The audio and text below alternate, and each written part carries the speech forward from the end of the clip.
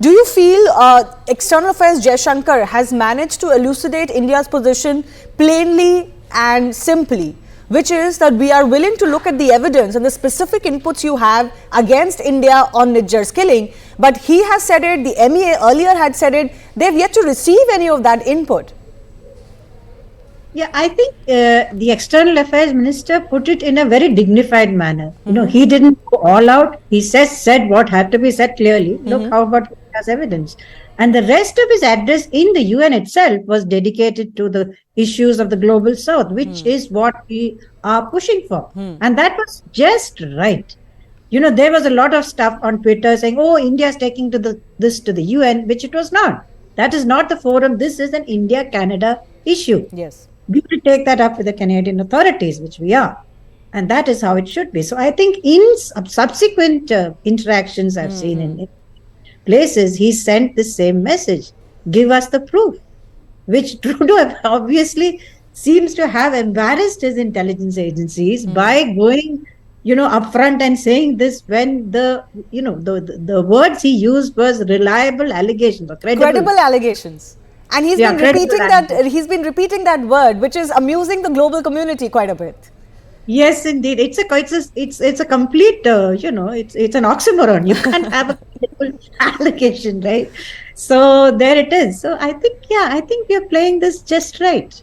Yes, and I think it's important to highlight here, Tarakata, is that Justin Trudeau, for whatever reason, we don't know. I've been asking a lot of international experts about this, including those based in Canada and in America. Nobody can really pinpoint any good reason why a Canadian Prime Minister would go public with credible allegations without being willing or having reached a stage where you can actually present proof in public. So has Justin Trudeau jumped the gun and also terribly miscalculated this? I mean, that's obvious. I mean, considering that Nijjar was killed in June, right? That was months earlier. And I followed this throughout. The Canadian Security Services had brought they were saying nothing about this at all. And suddenly in post G20, and we know how that went. We know how that went. He goes back home and then he makes this public. So it is so obvious. It's something which the average Canadian voter will obviously know what this man is doing. Yeah. And it is completely against all international, rules, that too particularly to out the name of our diplomat from Raw. That's completely not done. That is not done. Expelling the diplomat before you can conclude your investigation, naming India from your parliament before you can present any proof. All of this sounds very political. Now, politics is okay till some levels, but would you stake your relationship with a country, a friendly country as India has been, over something like this? We'll come back to that in just a bit. Manju Seth, former diplomat, is also joining us. Ma'am, how do you see External Affairs Minister's statements, not at the UNGA, but on the sidelines at other events? He has talked about two things. One, we are willing to look at the evidence, but please provide us specific evidence. Don't just talk in the air. And secondly, look at organized crime in your own cities. Look at the fact that your politics is ruling the decision making on how you cramp down on organized crime. And a lot of these Khalistani elements are known for these gang wars. It's not a situation of the last 2 weeks alone. Absolutely, and it's not only criminal gangs, it's gang wars taking place, and it's also they have the drug trafficking, they have every possible, nonsense, I should say, going on in their backyard. And terrorist links are there. We've presented the evidence. There have been red corner notices against Nijjar. But even then, no action has been taken by the Canadian government. And it's a very strange statement that their Prime Minister has made in their parliament. There is evidence of credible allegations. I think that's a very strange turn of phrase when you say credible allegations. Either you have the proof or you say we have the evidence. You don't say talk about credible allegations. I think that is something which has really made him look absolutely incredible, should I say, or uncredible. And he is, his party, his government is dependent on the NDP, which is totally a pro-Palestini party. And if he doesn't, so to speak, their tone or their language, it's very likely that they will withdraw support and the government will fall.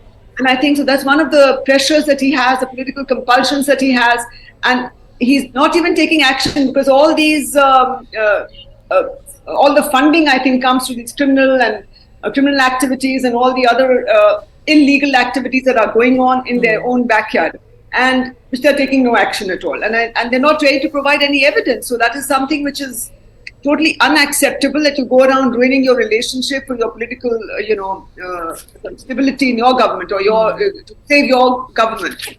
I think it's really a very sad. On the issue of the investigation and evidence, let me also point out, Manjunath, that Manju said that there's been reports back in Canada itself that show that when this murder took place, when this crime took place, their police was late in their actions. There was a turf war first between whose jurisdiction it is. They haven't been able to locate the vehicle that the alleged killers used. They haven't been able to identify a single individual. And yet, they somehow seem to believe there is enough quote-unquote intelligence that they can name India publicly for this crime. Now, this, you don't have to be a diplomat alone to understand this is not adding up. This is just not how you go about it. Absolutely not adding up, and it's strange. That's what I said earlier also. It's very strange that the way the Prime Minister and Parliament has taken this on, and I can only think the only reason is that his government is at stake, and he is in the, and I think funding as well comes to his party as well. I mean, one is the government and one is the funding for his political party. I think also comes from the same source. It is highly likely. We don't have any evidence, so I'm just saying it is likely.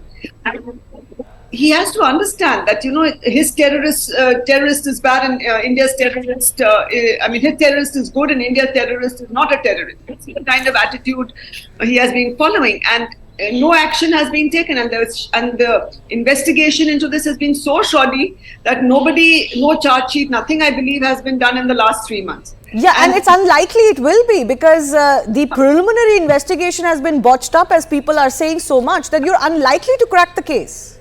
Yeah, absolutely. It seems very unlikely that it's going to come out. They're going to come out with anything because they haven't been able to find the killers or to pinpoint who the killers could possibly be, including the vehicle in which they were, I believe, or in. And so, if they can't find that, I think then there's something very, very wrong with their investigation methods or methodology.